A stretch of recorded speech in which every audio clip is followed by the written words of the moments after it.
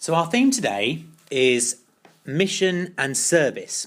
And not just mission and service, but risk-taking mission and service. This is a call not to something easy, but to something difficult and dangerous. Something that has an uncertain outcome. Something that might take us into uncomfortable places. Something that might turn out to be quite costly. It's a call not to something nice, but to something necessary, something we're compelled to do, because actually this is at the heart of what our faith is all about. We're called to be a people of mission and service, called to be a people whose faith leads to action.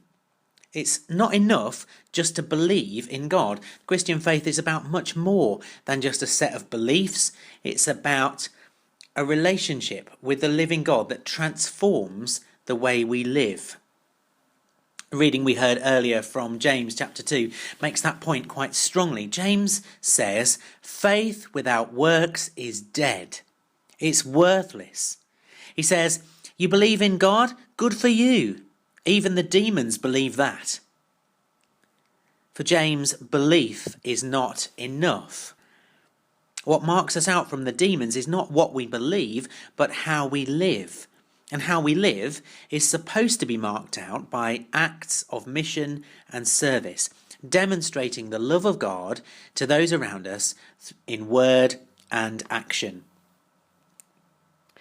When we see Jesus talking about his own life and work, as Luke records in chapter 4, when Jesus reads from the prophet Isaiah and sets out his mission statement, he says that it's going to be about healing, about setting free those who are held captive, and announcing the coming of God's blessing. In Matthew 10, when he sends out his followers to carry on his work, he sets the same task: bring healing, free people from the things which hold them back, tell them that God's kingdom is on its way. We're called to follow that same pattern, called to be people whose lives are marked by mission and service. We're also called to be people of risk. When the explorer Ernest Shackleton was recruiting people to join his expedition to the South Pole in 1914, he used this advert.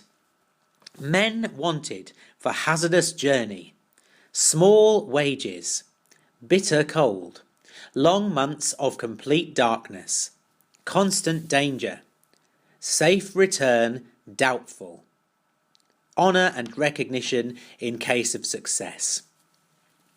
Shackleton apparently had so many applicants for this post that he had to turn people away.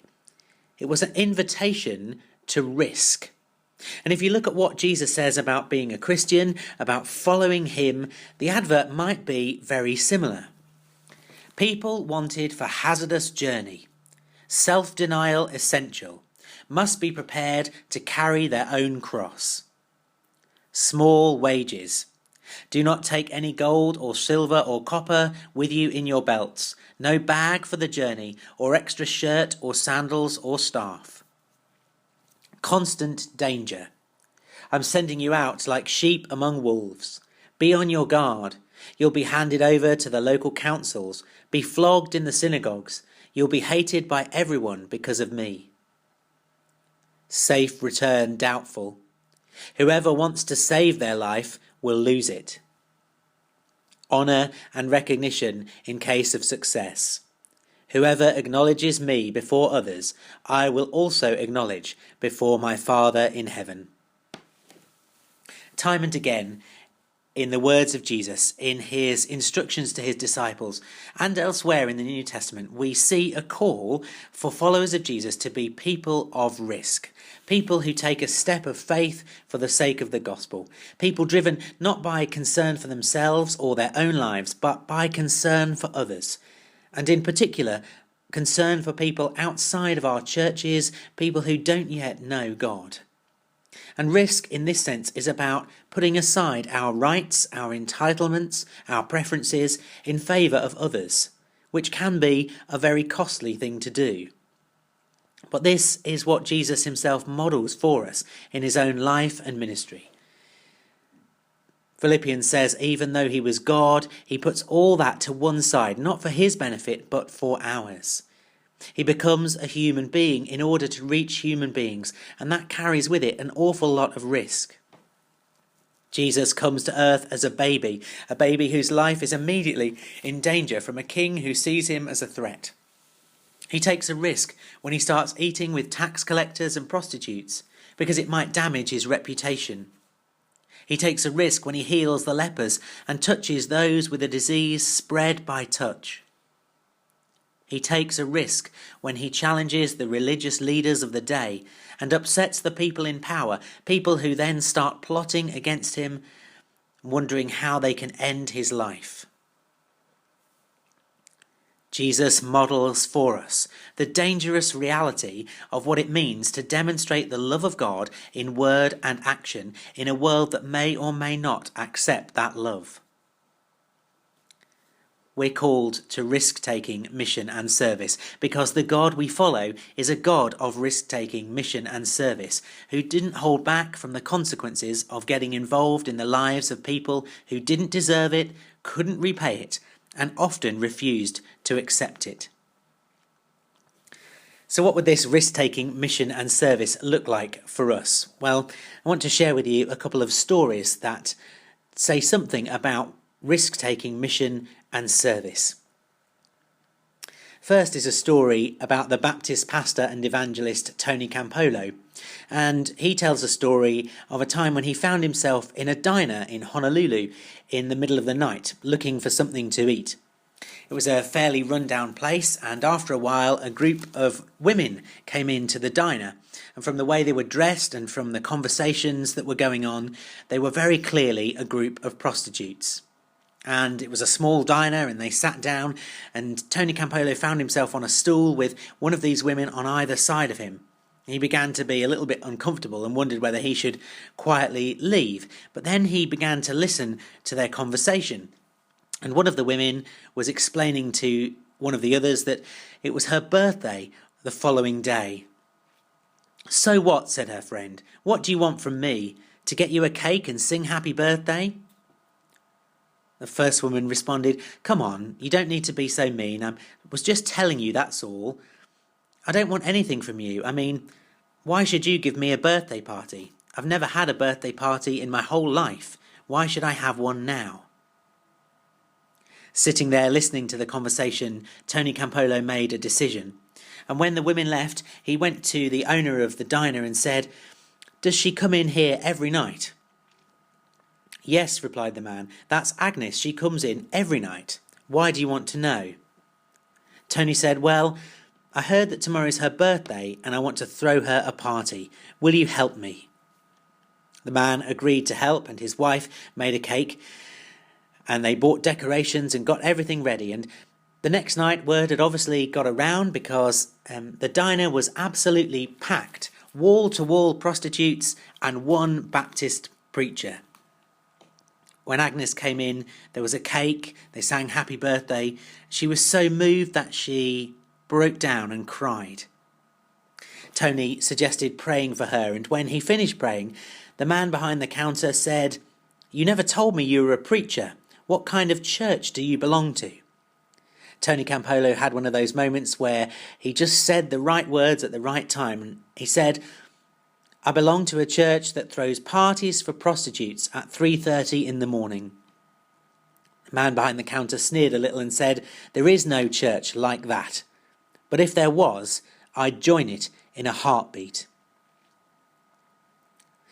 That's an example of risk-taking mission and service, an act that demonstrated the transforming power of the love of God. Let me share another story with you a little closer to home. I used to belong to a church in a fairly deprived area of Newcastle, and one of the members of the church came to me one day to complain that the local kids, who often used to hang around in the car park, were skateboarding on the front steps and the ramp outside the church, and something ought to be done about it. I agreed, but probably not in the way that she expected. And a group of us who longed to see those young people come to know Jesus asked the church to take a risk, got permission from the church council, and built some skateboard ramps inside the church and invited those young people in. Every Wednesday we would build the ramps in the church. We provided boards and scooters, pads and helmets. We got a Christian skateboard coach in to come and show them some tricks. We showed them a video of some of the world's top skaters who also happened to be Christians and who shared testimony in between clips of them skating. It was a really costly thing for the church to do. The floor got scratched and dented where we built the ramps. The doors and the walls often got knocked and damaged by BMX bikes and scooters. There were often BMX bikes abandoned in the corridors or blocking the doorways, or groups of teenagers just hanging around. But those teenagers and young people heard about God, saw the love of God in action from a church that was prepared to risk the noise, the damage, the inconvenience of giving them a place where they could belong. In both of those stories, risk-taking mission and service meant stepping out of a comfortable place into something a little bit more uncertain. It also came with a cost, and this is often the case. Let's think for a moment about our reading that we heard earlier from Acts chapter 10. The story in Acts chapter 10 is of Peter and Cornelius, and Peter has a dream in which he's urged to eat animals which he's been brought up never to eat because these animals are considered to be unclean. Peter is told to eat them, and he says, "By no means, Lord, I will not do it." But he's asked again and again, and after a while, Peter begins to make a connection between his dream and the circumstances he finds himself in. He gets a knock on the door from some men asking him to go to the house of a Gentile named Cornelius. The Gentiles are a group of people that Peter had always considered unclean, but through the dream, Peter begins to understand that God is calling him to take a risk. God is wanting to do something new, wanting to show his love to a group of people currently regarded as outsiders. And Peter is going to be the agent of this new mission initiative. But for Peter, this is really costly. For Peter, the whole thing just feels wrong. This isn't just something Peter wasn't very keen on, something that wasn't quite his cup of tea. Actually, this is something that Peter is appalled by. In the dream, when Peter is asked to eat this food, this goes against everything he stands for. It goes against the way he's been brought up. It goes against his religious beliefs. It goes against tradition and that big hurdle that so many of us have to overcome, the way we've always done it. And going to the house of the Gentiles is just the same. It goes against all of those things. And it puts Peter in direct conflict with the other leaders of the early church. It has the potential to completely destroy his reputation as an apostle. In fact, when Peter goes back to Jerusalem, he meets the other church leaders and has to explain himself. They're furious about what he's been getting up to. And Peter has to say to them, God is doing a new thing. The Holy Spirit is at work. And you're going to have to get your heads around that and accept it, because this is from God. As uncomfortable as it may seem, as much as it goes against what we believe, what we've understood about the way in which church and the life of faith should be, God is at work and calling us to take a risk. In fact, it's interesting, even after Peter goes to Cornelius' house, he still isn't 100% convinced that what he's doing is the right thing. What changes Peter's mind is when he recognises the Holy Spirit is at work and he sees that God is doing something new. God is working amongst people that Peter did not expect. Risk-taking mission and service means doing things sometimes which take us outside of our comfort zones, or which involve some sacrifices on our part, or which call us to put aside our preferences, perhaps our expectations and our understanding of how things ought to be, in order to tell other people about God, either through words or actions or a combination of the two. And it's risky. It's risky because it might mean going against the way we've always done things. And lots of us find that really hard. We find change really hard. It might mean doing some things that scare us, or things which we can't do on our own, but only by relying on God. It might mean letting go of some things that are important to us in order to help other people find God. It might mean changing our worship or changing the way we use our buildings. It might mean moving the furniture. It could mean serving people who we might not like, who might be different from us, whose lifestyles we might not agree with. It might mean serving people who won't ever come to our church and valuing them just as much, if not more, than those who do come. It might mean making space in our church for people who, if they did start coming, would upset the way we do things because they don't behave the way that we do, or worship the way we do, or dress the way we do. They ask awkward questions about why we do what we do. It might be risky because people outside the church might misunderstand our intentions. We might be faced with criticism or insults. And some of us have experienced that already as we've tried to engage with people in our communities that other people don't think we should be engaged with. Perhaps we hear those words, "Call yourself a Christian. How can you be doing these things?" Coming from people who don't understand what God is doing. It might mean all those things, but there's also the risk that we might actually help some other people encounter the risen Jesus and find God for themselves.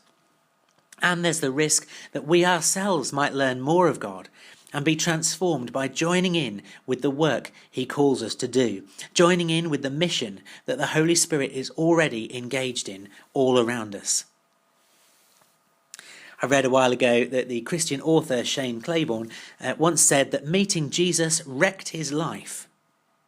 What he meant was that when he became a Christian, when he encountered the risk-taking God of mission and service, who laid down his life on a cross for the sake of hopeless sinners like you and me, his life could never be the same again. The life he wanted to live is wrecked, replaced by one he was compelled to live, a life lived in response to grace, mercy, and love.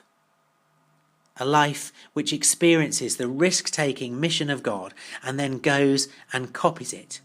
And that's true for us too, that when we encounter the living God who takes a risk for us, we cannot be the same. Risk-taking mission and service calls us to take a risk. The missionary Charles Studd famously said, "Some want to live within the sound of church or chapel bell. I want to run a rescue shop within a yard of hell." Risk-taking mission and service reminds us that the church is not meant to be a cosy clubhouse run for the benefit of its dwindling group of members. It's meant to be a rescue station, kitted out not for comfort but for action. The church is not meant to be a favourite armchair that we fall asleep in. It's meant to be a springboard that launches us into the midst of our communities, into the midst of the world around us that desperately needs to know the love of Jesus. If the church is going to be what God calls it to be, what the world needs it to be, we have to be prepared to take a risk. If we're not prepared to take that risk, well, we're not really being the church. We're just a club, and a club that will be gone in one generation.